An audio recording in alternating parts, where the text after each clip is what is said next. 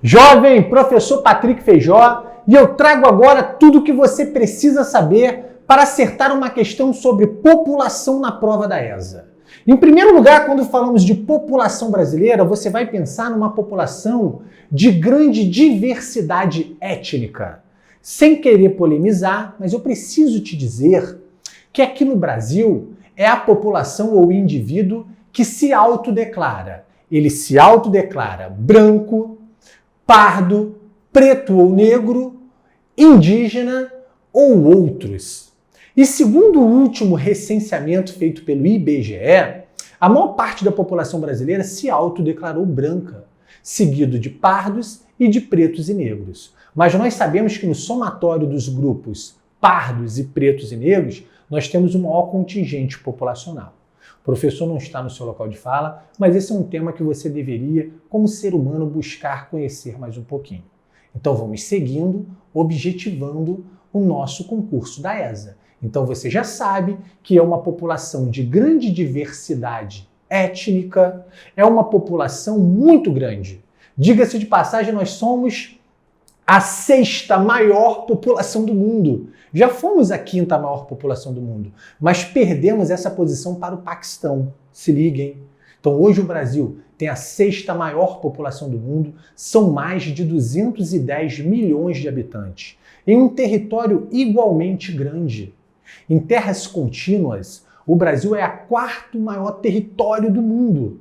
Mas nós acabamos perdendo essa posição para os Estados Unidos porque no território americano você soma o Alasca e o Havaí. Então os americanos ficaram com o título de 4º maior território do mundo. Mas em terras contínuas, o Brasil é a 4ª maior área do mundo, tá? E como os Estados Unidos somam esses dois territórios, enfim, nós caímos para a 5ª posição. Mas o que eu estou tentando te dizer? Que tem muita gente e um território muito grande. Então, sendo assim, essa população é irregularmente distribuída. Por quê, professor? Questão da ESA. Devido a fatores históricos e culturais e ao processo de colonização ESA, a população brasileira ela se concentra onde? Vamos dar uma olhada aqui, ó, nesse infográfico. Quanto mais vermelhinho, maior o contingente populacional. Quanto mais clarinho, menos pessoas. Então, sendo assim, tá aí, ó, gabarito de uma questão antiga da ESA. A população brasileira se concentra no litoral e nas grandes cidades. Em outro momento, numa questão antiga da ESA, a ESA te perguntou qual seria a área do território brasileiro que apresenta vazios demográficos. O que significa vazios demográficos? Áreas com pouca pessoa, tá? Ou com poucas pessoas. Olha para mim. Então nós temos aqui na região norte grandes vazios demográficos. E a população brasileira está onde, professor? Muito simples, cara. Olha para mim. A população brasileira está no litoral, ó, e no centro-sul. Centro-sul pega parte do centro-oeste, sudeste e região sul. Tá aqui, ó. Aqui está a maior parte da população brasileira. Litoral, centro-sul e grandes cidades. A população brasileira está concentrada nas grandes cidades. E a região norte apresenta vazios demográficos. Então, se qualquer questão sobre distribuição da população brasileira no território, você já sabe que ela é irregularmente distribuída no território. Por fatores históricos culturais, a população está concentrada no litoral, no centro-sul e nas grandes cidades. E a região norte, a região amazônica, apresenta grandes vazios demográficos. Tá aqui, ó, distribuição da população pelo território. Nós falamos que o Brasil é um país populoso. E o que significa isso, professor? Como eu já te falei, são mais de 210 milhões de habitantes. Quando eu digo que o país é populoso, eu estou me referindo, gente, à população absoluta. Ou seja, o total de população. Porém, o Brasil é um país pouco povoado. E o que significa o povoado, professor? É aquilo que nós chamamos de população relativa. Seria a distribuição da população. Calma. Como assim, professor? A distribuição da população. Quando eu digo que um país é povoado, Para você chegar a dizer que um país é povoado, a sua população tem que estar bem distribuída pelo território. E isso não acontece no Brasil. Nós temos áreas de concentração demográfica e vazios demográficos. Olha para mim, densidade demográfica. O que seria isso, professor? É o que te leva a entender a nossa população relativa, se o país é povoado ou não. Densidade demográfica é algo bem simples. Densidade demográfica seria você pegar o total de habitantes e dividir pela área. Assim você chega ao que nós chamamos de densidade demográfica. Tá aqui o DD, ó. Densidade demográfica. Então, se você pegar o total da população brasileira, dividir pela área, você vai ver que dá menos de 30 habitantes por quilômetro quadrado. Então, a nossa densidade demográfica é baixa. Ou seja, o Brasil é um país populoso, porém pouco povoado, porque a sua densidade demográfica é um pouquinho mais baixa. Agora, para tudo, porque a ESA adora rankings. Olha para o prof. Qual é a cidade que apresenta a maior densidade demográfica do Brasil, ou o maior número de habitantes por quilômetro quadrado? Rio de Janeiro. Cuidado que ESA adora isso. Qual é o estado que apresenta a maior densidade demográfica do Brasil? A pergunta já é outra, é estado agora. O que tu vai marcar? ESA, São Paulo. Qual é a região que apresenta a maior densidade demográfica do Brasil? Aí já é uma terceira pergunta. Região Sudeste. E para completar, qual é a região que apresenta a menor densidade demográfica do Brasil? Aí tu marca a região Norte. Pronto. Cerquei. Apareceu isso na ESA, você acerta. ESA, IDH. Como esse assunto aparece na prova da ESA? O que seria o IDH? Lembrando que numa prova de geografia você tem que se habituar com as siglas. Toda hora tem uma sigla. IDH significa Índice de Desenvolvimento Humano. E o que seria isso? Na década de 90, a ONU criou uma estratégia para avaliar a qualidade de vida das populações. Criou o Índice de Desenvolvimento Humano. Um dos pais desse indicador é um indiano chamado Amartya Sen. Ganhou o Prêmio Nobel da Economia por isso. Olha só que fantástico o IDH. Ele trabalha com 3 indicadores e a ESA, por 2 anos, já te perguntou quais são os indicadores que compõem o IDH. Vamos lá, o Índice de Desenvolvimento Humano é, na verdade, uma nota que a ONU dá para a classificação e desenvolvimento humano dos países. Olha para mim, quanto mais próximo de 1, tá? Mais desenvolvido é o país. Quanto mais perto de 1, quanto mais perto de 0, menor o desenvolvimento humano do país. Mas como que a ONU chega nessa nota, nessa classificação? Com base em 3 indicadores. E a ESA te perguntou quais são esses indicadores, por mais de uma vez, tá? Quais são os indicadores que compõem o IDH? Em primeiro lugar, o indicador renda. O que seria isso? O PIB de um país. Produto Interno Bruto, todo o dinheiro que circula na economia de um país em um ano. E o PIB per capita, ou por cabeça. Você pega o total da população e todo o dinheiro que circula no país e divide. Né? Isso vai te dar um número. É claro que isso não reflete as desigualdades sociais, pois umas pessoas recebem mais do que outras. Mas é uma média, para você entender se a economia do país é forte. E não se esqueça disso, jovem. O Brasil é um país rico. O Brasil está sempre entre as 10 nações mais ricas do mundo, porém com uma grande desigualdade de renda e uma população pobre.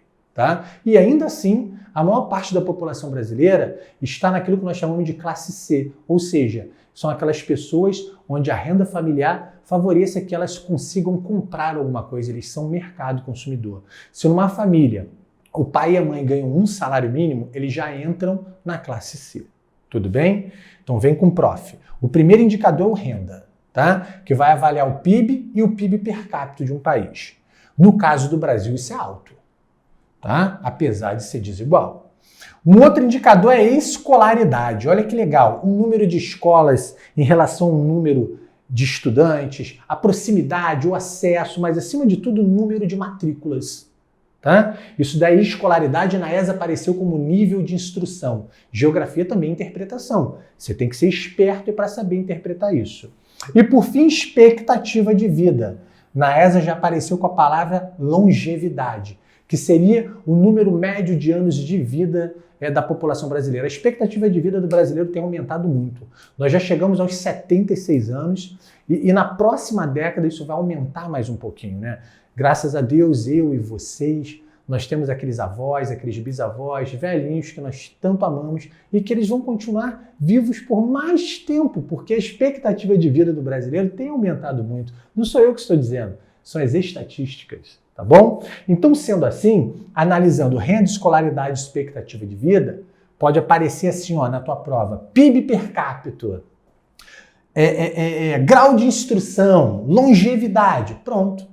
É isso daí que te leva ao IDH de um país. Show de bola? Tabela do IDH. Vem comigo para cá agora. Olha para cá. Essa tabela vai de 0 a 1. E quanto mais próximo de 1, melhor. Tá bom? Não existe um país que tem IDH 1,0. Isso não existe. Isso é o ideal. Os países de maior IDH eles estão aqui, ó, entre o 0,9 e o 8, 0,98, 0,99, países nórdicos, né, do norte da Europa. Ó, Rio de Janeiro, São Paulo apresentam um IDH aqui considerado muito alto, mais alto do que a média nacional, entre o 0,8 e o 0,9. E o Brasil, né, o IDH do Brasil está entre o 0,7 e o 0,8. 0,76, 0,78, é ali que está o IDH do Brasil, considerado alto. Aí você me pergunta, nossa, o IDH do Brasil é alto e a população não vive tão bem, professor? Claro, o IDH, ele te mostra estatísticas, ele mostra como se houvesse vontade política no Brasil, nós teríamos tudo para que a nossa população tivesse um índice de desenvolvimento humano considerado alto. Só que, infelizmente, hospitais não funcionam, escolas não funcionam e a renda não é distribuída. Mas o IDH ele mostra que tínhamos tudo para vivermos num grau de desenvolvimento considerado alto. Então depende de nós também. Um detalhe que o prof não pode deixar de falar agora, hein? Vem comigo. A ESA não adora saber qual é o primeiro, segundo e terceiro lugar? Então vamos lá, hein? Eu não poderia deixar de te apresentar o IDH das regiões e, é claro, dos estados, pois a ESA adora isso. Turma, em primeiro lugar nós temos o Distrito Federal, que apresenta um IDH 0,87, muito alto, tá ok? Seguido de Santa Catarina, São Paulo, Rio de Janeiro, Rio Grande do Sul, Paraná, Espírito Santo, Mato Grosso, Goiás e Minas Gerais. Agora, moral da história. Qual é o estado ou unidade da federação, melhor dizendo, que apresenta o maior IDH? Distrito Federal. Agora, quando você pensar em região, olha para mim, Santa Catarina, Rio Grande do Sul, Paraná. Entre os 6 primeiros, eu tenho 3 estados que estão na região sul, tá? Aí depois vem, ó, São Paulo, Sudeste, Rio de Janeiro, Sudeste, e lá na 7ª posição, eu tenho Espírito Santo, Sudeste, tá? Então, olha o que o prof está tentando te mostrar. Quando eu falo de IDH, em primeiro lugar é o Sul, seguido de quem? Do Sudeste. Então tá aqui em primeiro lugar e em segundo lugar. ESA adora isso, hein? Isso é bizu, hein? Agora, em último lugar, não se esqueça, nós temos estados da região Nordeste. No ranking do IDH, nas últimas posições, estados da região Nordeste. Acabou, vai acertar tudo. Jovem, o IDH não resolve o problema, porque você sabe que a desigualdade social é muito grande. Então foi criado o coeficiente de Gini. O coeficiente de Gini, diferente do IDH que mede desenvolvimento, ele mede desigualdade. E diferente do IDH, quanto mais próximo de 0, melhor o coeficiente de Gini. Olha só, hein? O coeficiente de Gini é melhor quando ele é próximo a 0. Aí é bom, tudo bem? Só que, infelizmente, no Brasil, o coeficiente de Gini é alto, está acima do 0,6. Então isso mostra que o Brasil tem um alto IDH, mas tem muita desigualdade. Tem um alto coeficiente de Gini também. Então esse é o grande problema do Brasil, tá bom? A sua desigualdade, o seu coeficiente de Gini é igualmente alto. Jovem, outro assunto fundamental para você ir bem na prova da ESA é o entendimento sobre os movimentos populacionais e sobre as migrações, tá bom? Migrações, o que quer dizer a palavra migração? Migração quer dizer movimento populacional. Calma, que é importante que você entenda isso daqui. Olha para mim. Emigração, o que quer dizer isso? Movimento de saída. Imigração, movimento de chegada. Migrações, movimento. Emigração de saída. Imigração de chegada. Presta atenção agora. Não importa se aquela população veio de um outro estado ou se ela veio de um outro país. Se eles chegaram, eles são imigrantes. Imigrantes nordestinos ou italianos. Não importa se aquela população saiu para outro estado ou para outro país. Se ela saiu, ela é imigrante. Uma vez uma aluna falou assim, ó, PTK, imigrante é quando vem de outro país. Imigrante é quando vem de outro estado. Eu falei, não senhora, não é nada disso, tá bom? Emigração quer dizer saída, imigração quer dizer chegada. O emigrante e o imigrante são a mesma pessoa. Se eu saio daqui, eu estou imigrando. Então eu vou realizando meu movimento, minha migração, aonde eu chegar, eu sou o imigrante. Tá bom? A questão é a orientação do movimento. Vem comigo. Sempre dos lugares de onde você sai, esses lugares apresentam fatores de repulsão. Falta de emprego, uma catástrofe climática, uma guerra, tudo isso são fatores de repulsão. Lembrando que se você realiza uma migração forçada, essa migração é de um típico bem específico, ela é chamada de refugiado. Refugiado é aquele que tem que migrar para não morrer, seja por uma catástrofe climática, por uma perseguição étnico-religiosa, política, tá bom? Então é diferente de imigrante, ele é refugiado.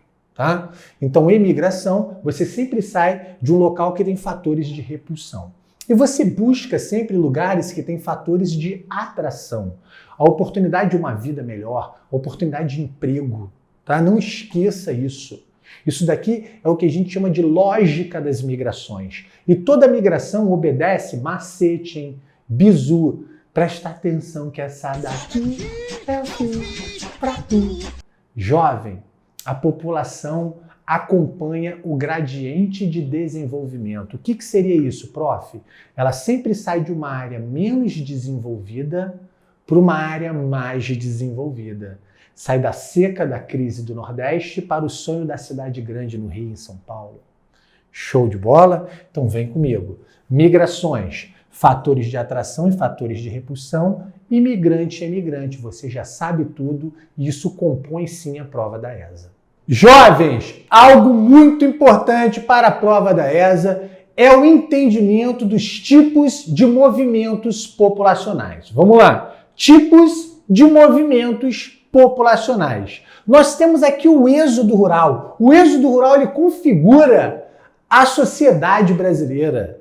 Todos nós temos um antepassado, um bisavô que veio da roça, ou seja, que migrou do campo para a cidade. E o êxodo rural, muito mais do que a sua definição de migração do campo para a cidade, o êxodo rural é uma migração que reflete a mudança na economia de um país. Então, se o êxodo rural está acontecendo, isso quer dizer que populações estão saindo do campo, ou seja, do setor primário da economia, e estão migrando para as cidades para trabalharem nos setores urbanos, que seria o setor secundário da indústria ou terciário dos serviços e do comércio, tá bom? Então, nas entrelinhas, o êxodo rural, ele mostra o crescimento da urbanização e a mudança da economia de um país. Show? E é um movimento, acima de tudo, do campo para a cidade. E o que seria, professor, um movimento pendular? Esse daí você estuda e cai toda hora em concurso. Você estuda em urbanização, estuda em população. Movimento pendular faz lembrar o pêndulo de um relógio antigo. Dom, dom, dom, dom. O movimento pendular, ele é um tipo de movimento que nós chamamos de um movimento urbano. Urbano? Como assim um movimento urbano, professor? Presta atenção. O movimento pendular é você sair de uma cidade menos desenvolvida para uma cidade mais desenvolvida para trabalhar e no final do dia da jornada de trabalho você regressar à sua cidade. É um movimento diário. lê o movimento diário, vai e vem de trabalhadores, acabou. Entre a região metropolitana e a metrópole, leu essas coisas? Pode marcar movimento pendular. Acabou.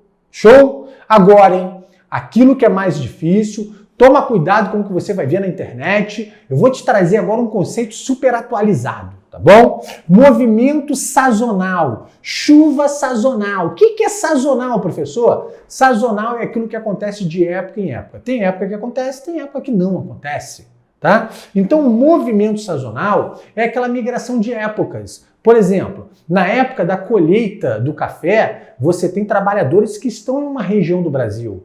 Na época do corte da cana, esses trabalhadores migram para outra região do Brasil. Na época da seca, alguns trabalhadores vão tentar emprego na cidade. Na época das chuvas, eles voltam para as suas terras. Gente, migração sazonal é aquela que acontece de época em época. Olha para cá. Geralmente no campo, tá bom? Geralmente no Nordeste, você tem migrações sazonais de época em época. Olha o meu exemplo. Na época da seca, o cara sai do sertão e vai para o litoral. Na época das chuvas, ele volta para sua terrinha, para plantar a sua terrinha. Isso é um tipo de migração sazonal. Agora, não confunda migração sazonal com transumância. Transumância é um tipo de migração sazonal. Não é sinônimo, não. Transumância é um tipo de migração sazonal. E que tipo é esse? É um tipo de migração sazonal muito ligado ao pastoreio, ligado ao fato de você tocar rebanhos. No Brasil, ela nem é muito comum. Ela acontece aonde no Brasil? No Brasil, ela acontece aqui na região sul, ó. É o gaúcho, o boiadeiro gaúcho tocando os rebanhos na época do inverno, buscando os melhores pastos, né? Aquilo que nós chamamos de invernada. Isso é uma transumância. Por quê? Porque está tocando rebanhos, está ligado à pecuária, está ligado a pastoreio, tá bom? Olha para mim, também acontece na região do Mato Grosso do Sul, na região do Pantanal, onde o vaqueiro, o boiadeiro daquela região com o berrante,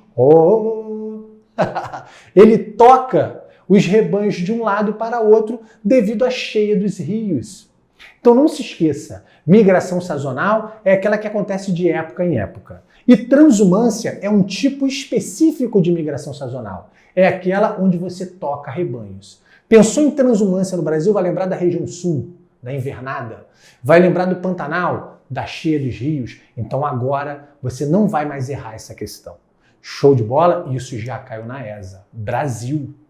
Jovens, o Brasil recebeu pessoas de todos os lugares do mundo, tá? Para o Brasil vieram africanos de todas as regiões do continente africano, bantus, sudaneses, malis, vieram árabes, judeus, asiáticos, europeus, sem falar dos latino-americanos também. Então o nosso país é um país que recebeu pessoas de todos os lugares do mundo, tá? Então agora vamos estudar as imigrações internacionais. Se eu falei imigrações, a chegada de pessoas de fora. Vamos entender em que momento, quem e para onde foram.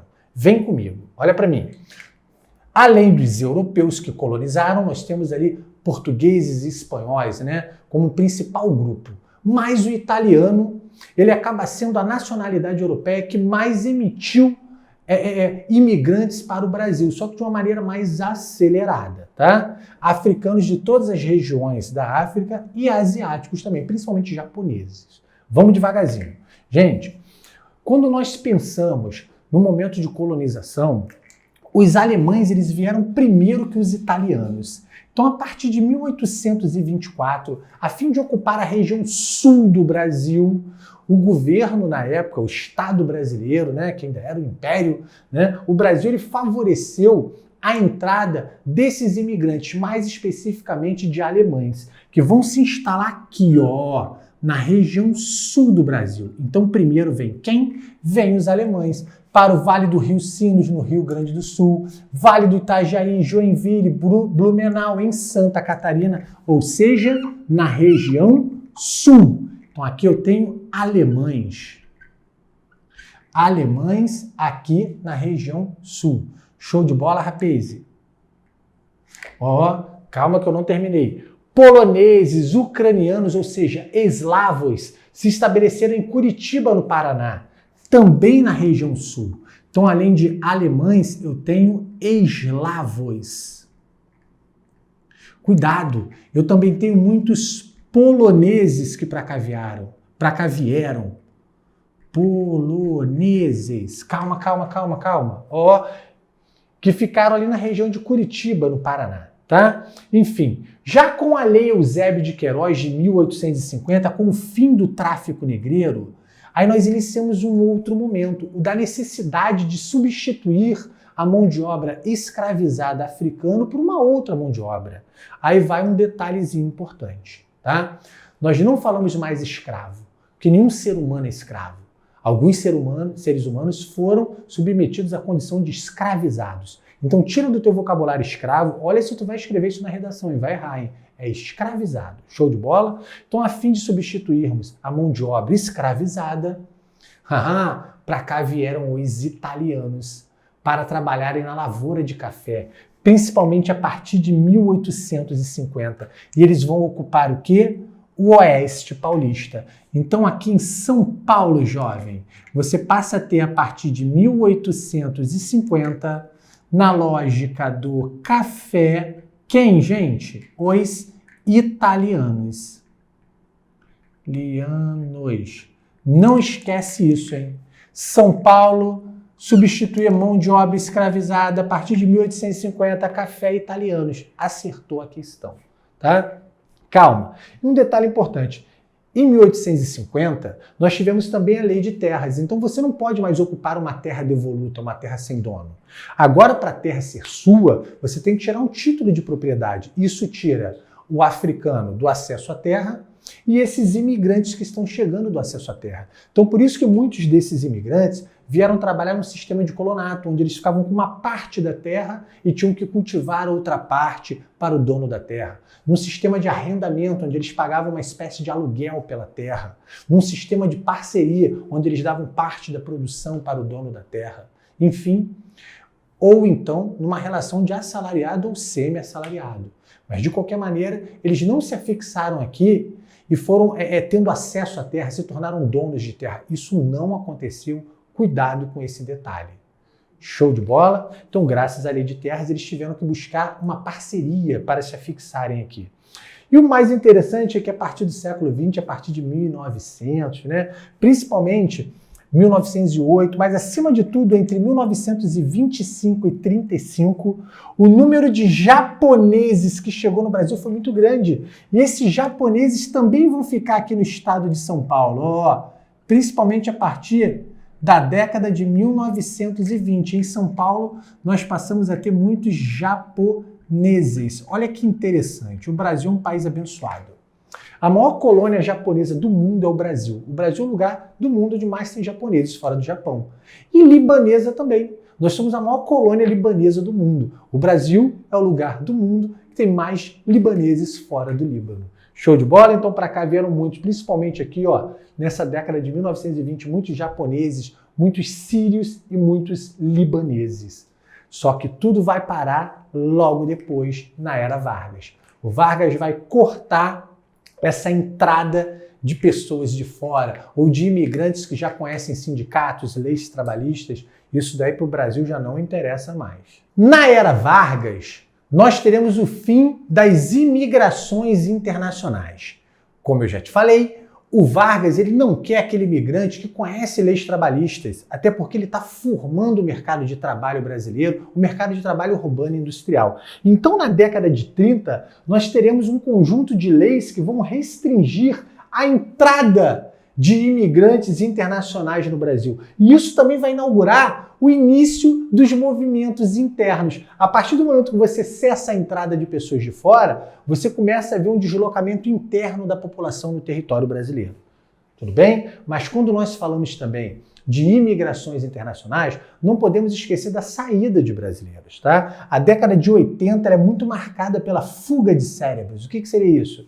Um grande contingente de brasileiros saiu do Brasil, foi estudar ou trabalhar em outros países. E quais são os países que mais receberam brasileiros? Não esqueça disso, hein? Estados Unidos, Paraguai e Japão. né? E depois Portugal e outros países da América do Sul. Esses países receberam muitos brasileiros. Eu já vou te mostrar isso, cara. A década de 90, ela também é marcada por uma grande entrada de chineses e sul-coreanos no Brasil. Vai me dizer que no seu bairro não tem uma pastelaria chinesa? E entraram em grande número, tá? E a década de 2000 para cá, você passa a ter muitos sul-americanos no Brasil, muito peruano, muito boliviano. Vai me dizer que não tem um cara desse vendendo um short aí num camelô aí no seu bairro, tá? E também de haitianos, devido às grandes crises sociais e climáticas que o Haiti veio sofrendo no início aí da década de 2000. Tutto bene? Vem comigo. Olha para mim. Migrações internas. É só você pensar no Vargas, tá? Vamos lá. Década de 30, Vargas. Principais fatores que motivaram os movimentos internos. Como é que estava o Brasil na década de 30, na era Vargas? Eu sempre falo que você tem que saber quem foi o Vargas. O Brasil é uma coisa até Vargas e passa a ser outra coisa depois de Vargas. Então presta atenção agora. O Vargas vai iniciar um processo urbano industrial. Então posso dizer que aqui no Sudeste você passa a ter fatores de atração. É o sonho da cidade grande, é a industrialização do Sudeste. E em contrapartida aqui no Nordeste, o campo está num momento de crise. O campo está cada vez mais concentrado, concentração fundiária, muitas terras na mão de poucas pessoas. E não é só isso. Você passa a ter violência no campo, a expulsão do trabalhador do campo, o sonho da cidade grande. Então tudo isso são fatores de repulsão. Então, na era Vargas, nós vamos ter o início de um fluxo migratório que, sem dúvida alguma, é o fluxo migratório que caracteriza a sociedade brasileira, que é esse fluxo migratório que vai partir principalmente do Nordeste em direção ao Sudeste. É aquele fluxo de nordestinos em direção ao Rio de Janeiro e a São Paulo, tá? Mas calma, que essa não é a única migração interna que vai acontecer. Em outros lugares do Brasil, novas regiões agrícolas vão surgindo, áreas onde antes você não plantava, e a partir de um certo momento você vai começar a plantar, seja por inovações técnicas, seja por um novo conhecimento de como manejar aqueles solos. Então áreas onde antes não se plantavam passam a ser plantadas, passam a ser cultivadas, e aí você passa a ter um movimento migratório também nessas regiões. Olha para mim, a industrialização no Sudeste, tá? A mecanização do campo faz o cara sair do Nordeste para o Sudeste. A expansão da fronteira agrícola, presta atenção, hein? O que seria fronteira agrícola? Presta atenção que essa daqui eu fiz para tu agora, hein? Meu amigo, fronteira agrícola, muito importante. Os solos do litoral e da região sul são os solos naturalmente mais férteis. Os solos da região centro-oeste são ácidos. Presta atenção. A partir da década de 50, com uma tal de Revolução Verde, nós descobrimos novas técnicas e um novo manejo. Novas técnicas agrícolas, maquinários, agrotóxicos, fertilizantes. E nós descobrimos que o problema do solo aqui era simplesmente o seu pH, que era ácido. Então você colocando cal, na simples técnica da calagem, você vai corrigindo o solo. E aí você passa também a plantar na região centro-oeste. É isso que eu vou chamar a partir de agora, presta atenção, hein? De expansão da fronteira agrícola. Olha eu escrevendo isso, ó. Expansão, muito importante, hein? Expansão da fronteira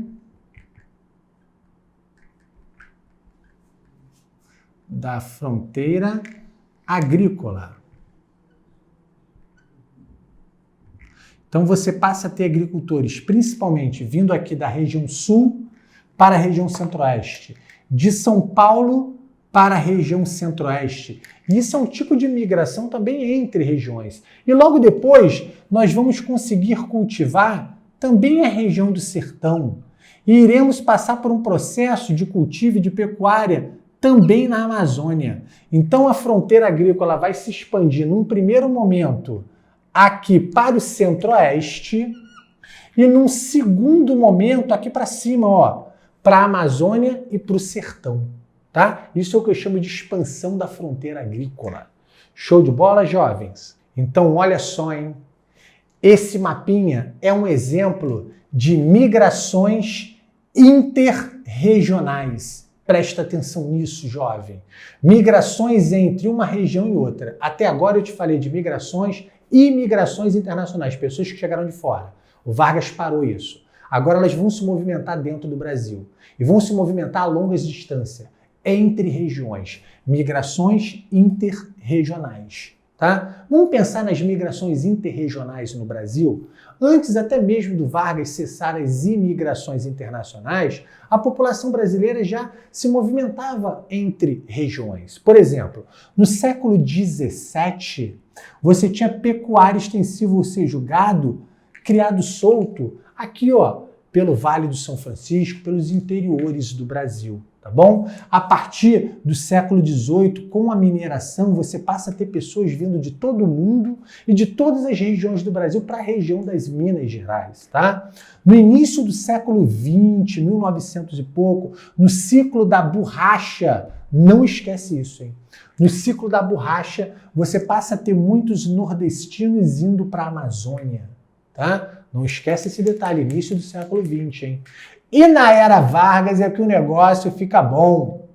Você passa a ter muitos nordestinos vindo para o Sudeste na lógica da industrialização.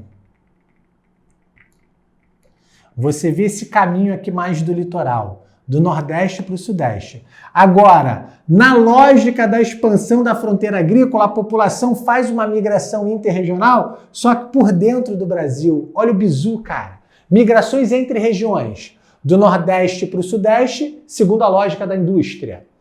Do Sul para o Centro-Oeste, depois para o Nordeste, depois para a Amazônia, na lógica da expansão da fronteira agrícola. Então, desce pelo litoral, graças à indústria, e sobe pelo interior, graças à expansão da fronteira agrícola. Visão, hein? Não esquece. Olha para mim. De novo. Expansão da fronteira agrícola e criação de Brasília. Então, década de 50 até a década de 70, tendo boom na década de 60, você passa a ter um grande contingente populacional indo para a região centro-oeste. Por isso que a região centro-oeste é a região que mais tem pessoas de fora dessa região. Então, o número de pessoas de fora da região vivendo na região centro-oeste é maior do que em qualquer outro lugar do Brasil. Cuidado com isso, que isso é pegadinha. Se a ESA te perguntar qual é a região do Brasil que mais tem pessoas de fora da região, você pode marcar Sudeste, mas não. Atualmente é o Centro-Oeste. É só você pensar que antes de Brasília ali não tinha nada. Então é de ocupação relativamente recente e de pessoas que vieram de outra região, principalmente do Nordeste, os chamados candangos, que construíram Brasília. Cara, só visão, vem comigo. Olha para mim. Movimentos em direção ao Centro-Oeste. Novas fronteiras agrícolas pós a década de 70. Eu já te falei, ó. Para onde? O segundo momento, ó. Esse segundo momento aqui, ó. Pós 1970. Esse primeiro momento aqui, ó. 1950, 60. Para o Centro-Oeste. Depois aqui para o Norte e para o interior do Nordeste. Ou seja, para a Amazônia e para o interior do Nordeste. São as novas fronteiras agrícolas pós-década de 70. Ó. Sertão e Amazônia. É qualquer sertão? Calma. Sertão do Maranhão. Sertão do Piauí. Sertão do Tocantins. Sertão da Bahia. Uma área onde você terás correção de solos, projetos de engenharia de irrigação, tá? Fruticultura irrigada, produção de uva e também de soja. É o sertão que vai ficando rico, gente. É o sertão do Maranhão, do Piauí, do Tocantins e da Bahia. O famoso Mapitoba. Maranhão, Piauí, Tocantins e Bahia. Vamos lá, jovem? Movimentos intra-regionais. Olha, o nome já disse tudo. Intra-regionais, ou seja, dentro da região. Isso vai começar a acontecer quando? Eu acabei de falar de interregionais. Do Nordeste para o Sudeste, Do sul e sudeste para o centro-oeste, depois para o nordeste, depois para o norte. São todos movimentos interregionais. Agora eu vou te falar daqueles que acontecem dentro da mesma região. E isso vai ganhar força na década de 70. Por quê? Graças aos programas do governo, como por exemplo, a Superintendência de Desenvolvimento da Amazônia, ou a SUDAM, que vai levar desenvolvimento para a região norte, da SUDENE, a Superintendência de Desenvolvimento do Nordeste, que vai levar desenvolvimento para a região Nordeste, você passa a ver um novo fluxo migratório. Um fluxo migratório de trabalhadores do interior dessas regiões para as principais cidades dessas regiões. Ou seja, é o cara que sai do interior do Ceará para Fortaleza, é o cara que sai do interior da Bahia para Salvador, ou seja, uma migração intra-regional dentro das suas capitais. Olha para mim, desenvolvimento das capitais regionais, de Manaus, de Fortaleza, Recife, Salvador, a criação das superintendências de desenvolvimento regional, que são esses órgãos, SUDAM, SUDENE, tá? Que vão levar desenvolvimento para o norte, também para o centro-oeste, para o nordeste, tá bom? Os incentivos fiscais que essas cidades vão conceder a empresas e, consequentemente, o deslocamento, a desconcentração de empresas, principalmente de São Paulo, para essas regiões, seja para Manaus, seja para as capitais do Nordeste, tudo isso gera emprego nessas cidades, a fixação do homem dessas regiões nessas capitais. Tá aí, ó, migrações intra-regionais ou dentro das regiões. Turma, eu não posso deixar de pontuar isso. Emigrações internacionais, fuga de cérebros da década de 80, não esqueça, é o momento que muitos brasileiros vão sair do país. Eles vão para onde? Para os Estados Unidos, onde são chamados de brazucas. Eles vão atravessar a fronteira, principalmente agricultores, né? E vão ocupar terras no Paraguai, chamados brasiguaios. Ou eles vão para o Japão, né? Os descendentes de japoneses, os chamados decassegues. Não esquece isso. ESA adora esse ranking. Qual é o lugar que mais tem brasileiros? Vamos lá? Estados Unidos. Depois, Paraguai, em segundo lugar. Depois, Japão, em terceiro lugar. ESA. Jovem, já na década de 90, nós temos as migrações de retorno. Como assim migrações de retorno? Principalmente, de nordestinos que residem no Sudeste retornando para o Nordeste. Por que na década de 90? Primeiro, alguns conseguiram fazer o seu pé de meia, juntar seu dinheirinho. Segundo, década de 90, as grandes cidades como Rio e São Paulo estão muito violentas. E no Nordeste, você tem nas capitais nordestinas a economia crescendo, o turismo sendo reativado. Então, o censo demográfico da década de 90 mostra um grande fluxo migratório de nordestinos que moravam no Sudeste regressando para o Nordeste. Tá aí, gente, as nossas famosas migrações de retorno que tanto caem em concurso, tá bom? Violência urbana nas grandes metrópoles, desenvolvimento das capitais nordestinas. E é claro, para pontuar também, as migrações urbano-urbanas. Crescimento das cidades médias. Isso é o que o Brasil vive hoje. As cidades médias em volta das grandes metrópoles vão crescendo muito, apresentando impostos mais baratos, uma boa infraestrutura. Então as pessoas vão morar nessas cidades e muitas empresas se deslocam para essas cidades também, tá bom? E você passa a ver o quê? Um movimento pendular. Aquele grande contingente de trabalhadores que vão da região metropolitana para as grandes metrópoles, né? É o vai e vem diário de trabalhadores. Isso tem que ficar na sua mente, jovem. Haha! Vem comigo agora, hein? Demografia é o estudo do perfil da população. Indicadores, o nome já diz tudo. Vai te dar informações sobre a sociedade. O primeiro indicador é a natalidade. Natalidade é um índice. É o total de nascimentos por 1.000 habitantes. Quanto maior a natalidade, não esqueça isso. Quanto maior a natalidade, isso reflete geralmente uma população mais pobre. Você não pode ser preconceituoso e vir com aquela ideia de que pobre adora fazer filho. Não. Na verdade, o pobre ele não tem meios de evitar. Esse é o raciocínio, correto?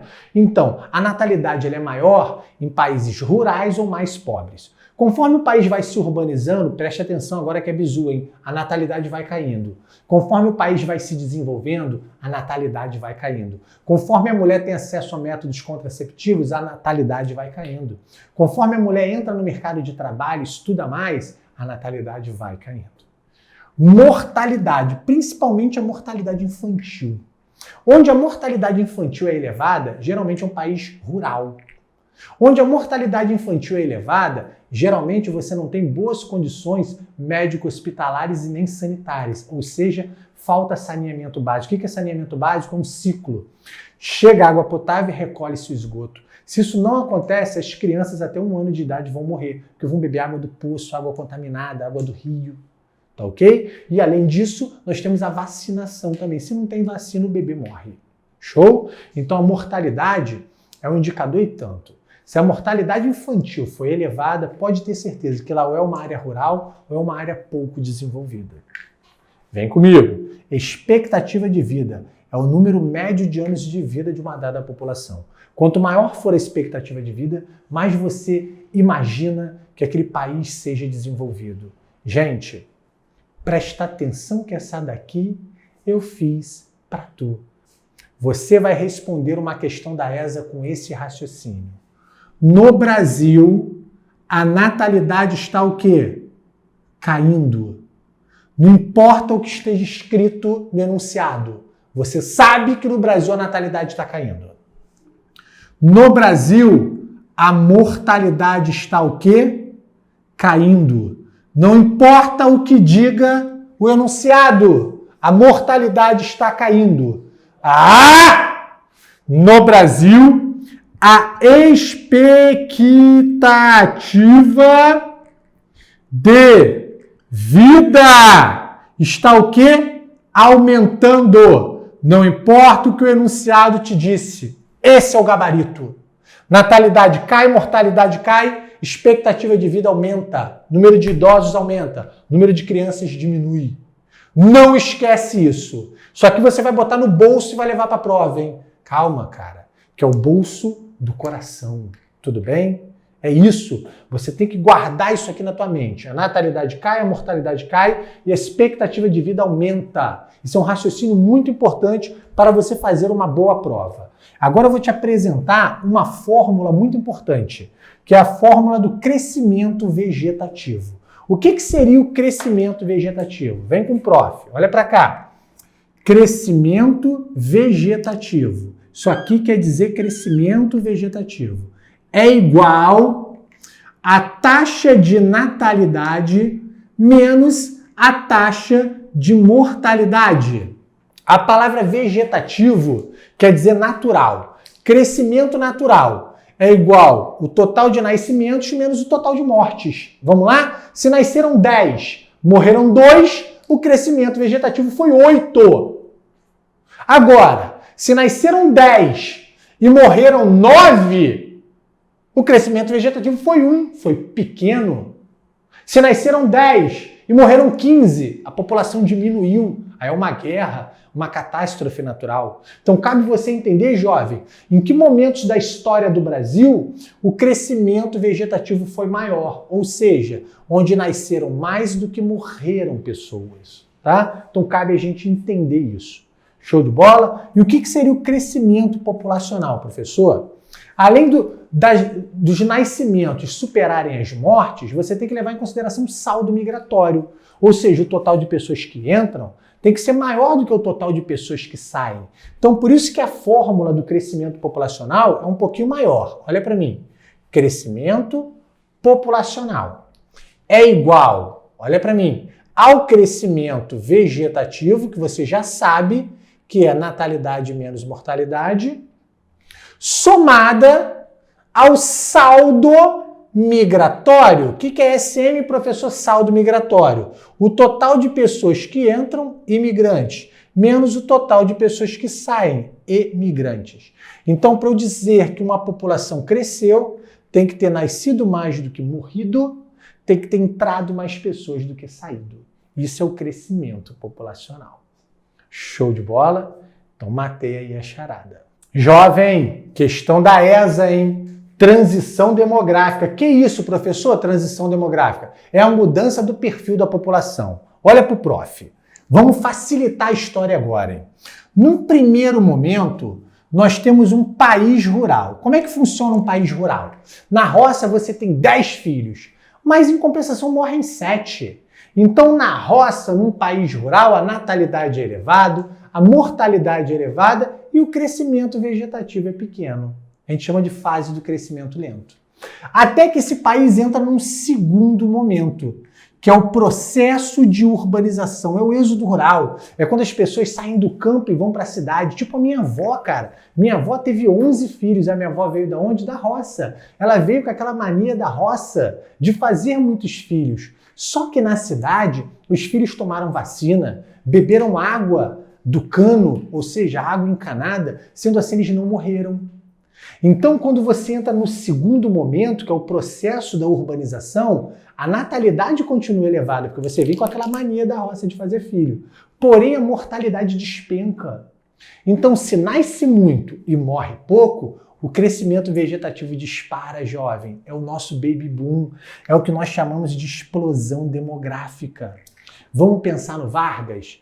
Vargas, em 30, inicia um processo de industrialização, urbanização. Década de 40, o que vem de nordestino para cá não está no gibi. Década de 50, as famílias com 13, 15, 16 filhos, cara, e ninguém morre.